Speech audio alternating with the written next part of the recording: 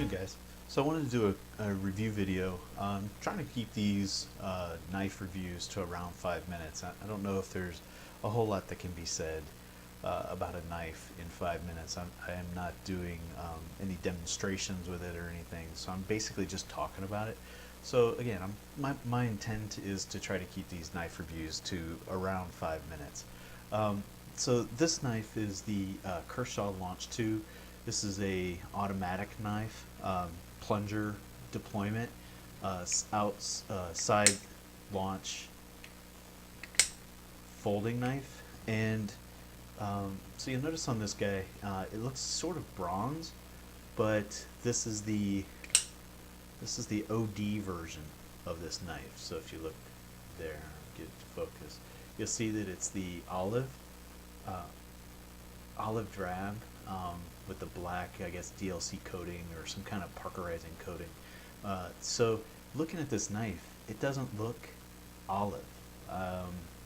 Now the lighting in this video, I'm using a little LED light there. I've got the regular room lights, 60-watt bulbs, and it looks bronzish to me. But when I take it into work and I've got it under fluorescent lights, it does look olive drab. So this is an interesting effect on this aluminum anodizing scale.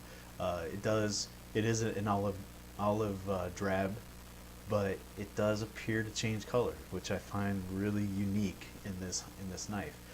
Like I said, I mentioned this. I think this might be DLC.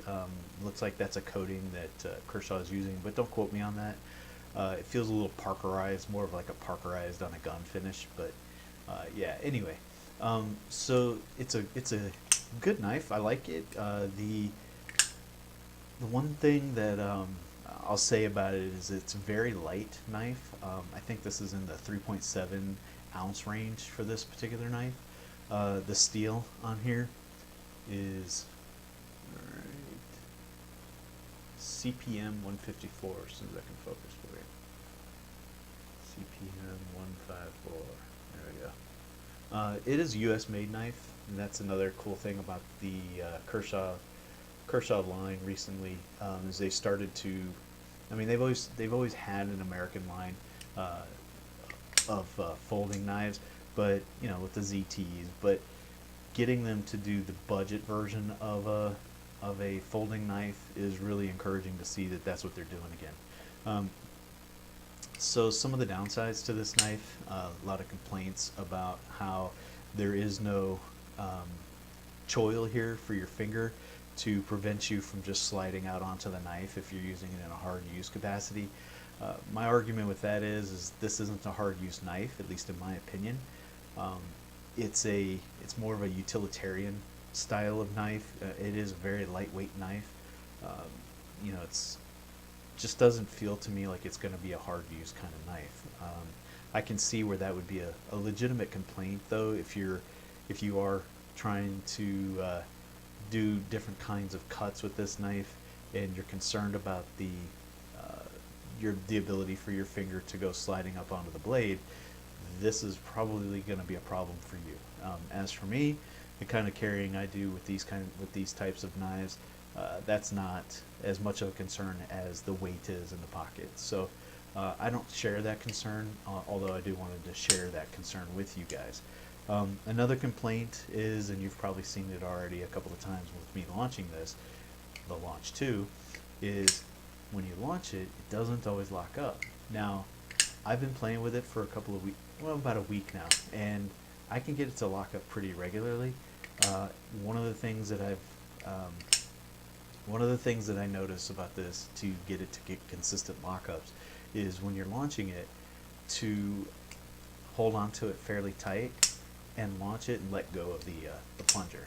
So the sooner you let go, the more likely you are to have a good solid lockup.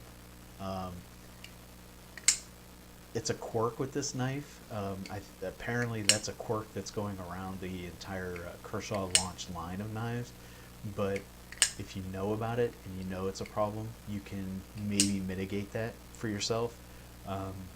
Running it parallel to the ground here, you can see that's a pretty consistent failure to lock up. But if you just tap the plunger, you get a pretty good lockup just about every time. So knowing its quirks, you can maybe work around them if this is a style of knife that you're looking at, or there's interest in this particular style for you. So that's my review, guys. I do like I will say this. I do like the lines of this knife too. I think the way it, keeps this subtle swept view or swept angle. I am attracted to that style of knife. This big belly on the blade. It is a partially flat ground. It's not a hollow ground. It has this wedge thing going on the top here, where they're cutting reliefs out on the blade at the top. So it's not a full flat ground. I think they call this like a saber grind or something like that.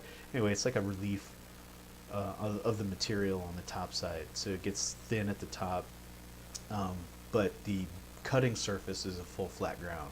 Another benefit to this particular knife is the tip. So I'm not a fan of very small tipped knives. I did a review of the dividend. If you're interested, it's on my page as well.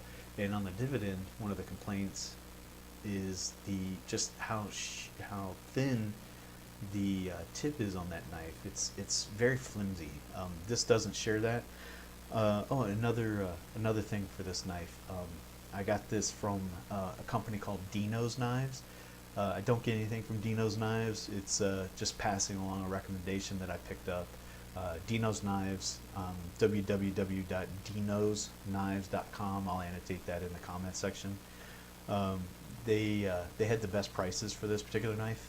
So the retail on this is $150, and I got it in the 70s. I want to say it was like $75 shipped for this particular knife. And his shipping was pretty badass, I gotta say. I got it in 2 days. And he doesn't charge, I don't recall him charging for shipping, but don't quote me on that. That was it. He charges an upgrade for expedited shipping, so you can pay, I think, like an extra $5 or something for shipping. But I didn't select that, and I still got it in 2 days. So to me, that was pretty badass. So anyway, that's my review. If you like it, give it a thumbs up. If you have questions, you think I'm doing a shit job, you want to make a comment, go ahead and throw it in the comment section.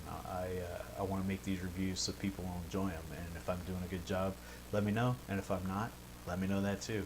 I can't improve if I don't know what I'm doing wrong. Share with your friends if you find value in it, and subscribe if you haven't. Thanks a lot, guys. Have a good day. Bye.